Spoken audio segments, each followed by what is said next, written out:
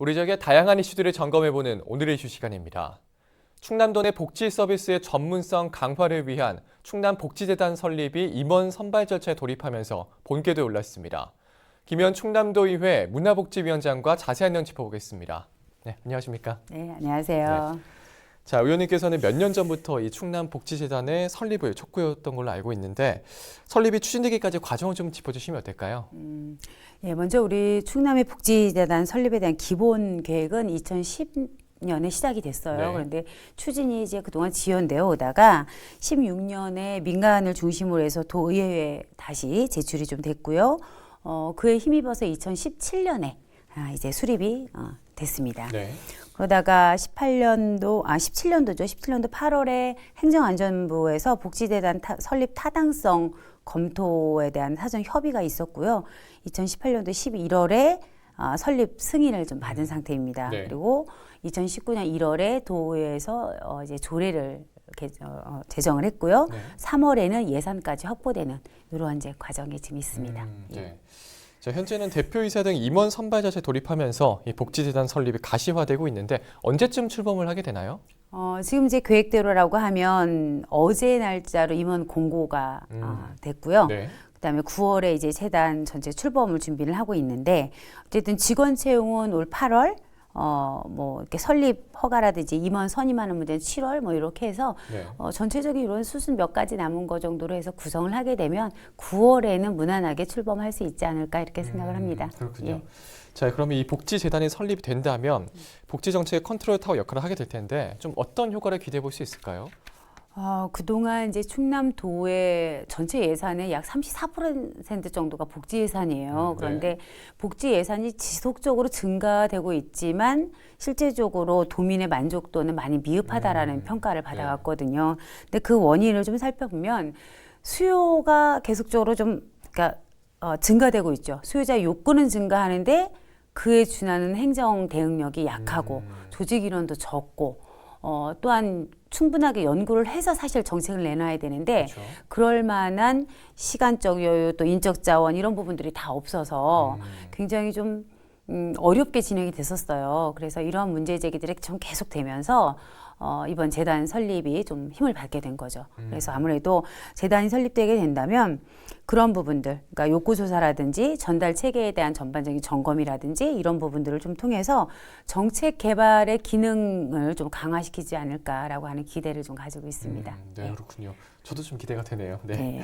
자, 최근 또 이 도의회 문화복지위원회에서는 또 다른 지역의 복지재단을 벤치마킹하기도 했다고요. 네. 다른 지역에서 좀 어떻게 운영이 되고 있는지 궁금한데요.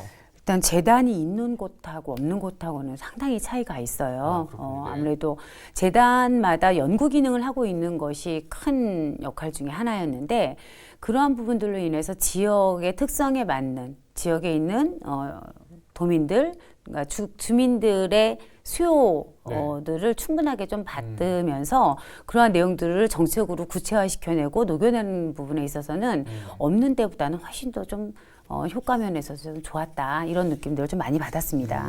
그렇군요. 그러면 이 좀 재단의 구체적인 운영 방향 등에 대해서 좀 어떤 의견을 갖고 계신지도 궁금한데요. 네, 일단은 저희가 일단 지금 현재 4개의 팀을 구성을 하고 4개 있는데요. 팀이요? 예. 네.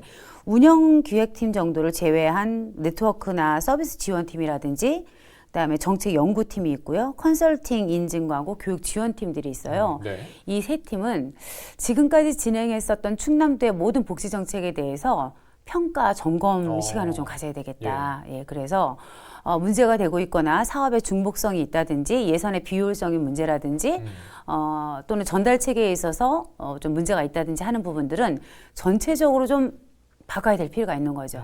그래서 새롭게 기능을 정비하고 하는데 좀 많은 시간들이 소요될 것 같고요. 그런 부분들이 좀 1차 되고 나면 그 다음에는 이제 주민 참여형 정책 개발이라든지 또 충남형의 어떤 복지 제도라든지 정책이죠. 이런 부분들을 개발해내고 집행부에게 좀 제안하는 이런 역할들을 할 수 있을 거라고 봐요. 예. 네, 그렇군요. 자, 그러면 이 도의회 문화복지위원장으로서 네. 우리 앞으로의 충남도 복지 정책의 방향에 대해서 좀 많은 구상도 가지고 계실 것 같은데 좀 어떤 것들이 있을까요? 일단은 복지 정책에 있어서 가장 중요한 것은 도민들의 요구를 얼마만큼 잘 받아내느냐의 문제인 것 같아요. 그래서 이 만족도를 높이는 방법들은 여러 가지가 있겠지만 무엇보다도 그 정책 자체가 좀 체계적이어야 되고 아무리 또 도민들이 개인별로 요구를 한다 하더라도 전체에 대한 부분들을 좀 안 볼 수가 없어요. 네. 그래서 충남도 전체에 대한 복지 정책 측면에서 각각의 수요들이 어떻게 하면 구체적으로 실제화될 수 있을지 이러한 부분들의 깊이 있는 연구를 좀 통한 정책 제안들이 돼야 되고 그러한 기능을 우리 복지재단에서 이제 해낼 수 있을 거라고 보고요. 네.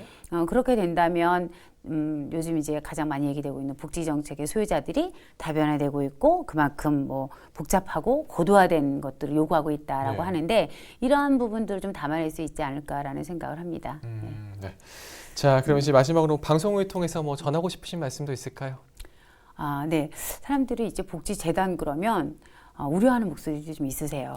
네. 이제 그 중에 하나는 야, 돈을 많이 이렇게 걷어가지고 그냥 수혜하는 식으로 제대로 이렇게 쓰냐 안 쓰냐 뭐 이런 점도 네, 이제 좀, 뭐 예산을 누구에다 분배하는 정도에서 그치지 않겠느냐 또는 옥상옥이 됨으로 인해서 불필요한 기관을 하나 만드는 것밖에 더 되겠느냐 이런 우려를 하시기도 해요. 근데 최근에 이제 재단 구성이라는 것들이 대부분 그렇게는 하지 않지만 네. 특히 우리 충남의 복지재단은 기존의 그런 옥상옥의 문제라든지 어떤 기금을 모아가지고 이것을 분배하는 이러한 기능들은 거의 극소수다라고 네. 하는 거고요. 실제적으로 아까 말씀드렸던 것처럼 모든 충남도의 복지 정책에 대한 전반적인 제안과 평가 이런 부분들을 좀 다 거치면서 평가를 통해서 도민에게 적절치 않은 내지는 예산의 어떤 실효성이 부족한 이런 부분들은 과감하게 좀 정리해내고 도민들에게 밀접하게 관계되는 정책들을 새롭게 계속 발굴해냄으로 인해서 집행부들이 하는 일들에 좀 크게 지원하는 역할 이런 부분들을 할 수 있을 거라고 봅니다. 그래서 처음 출발하는 복지재단에 좀 많이 응원도 해주셨으면 좋겠고요.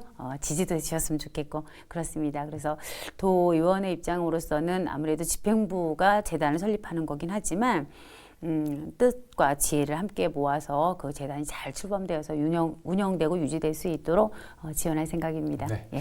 우리 도민들도 좀 잘 믿어줬으면 좋겠습니다. 네, 네. 앞으로 계속 애써주시기 바랍니다. 고맙습니다. 네, 감사합니다. 네, 지금까지 김현 충남도의회 문화복지위원장과 이야기 나눠봤습니다.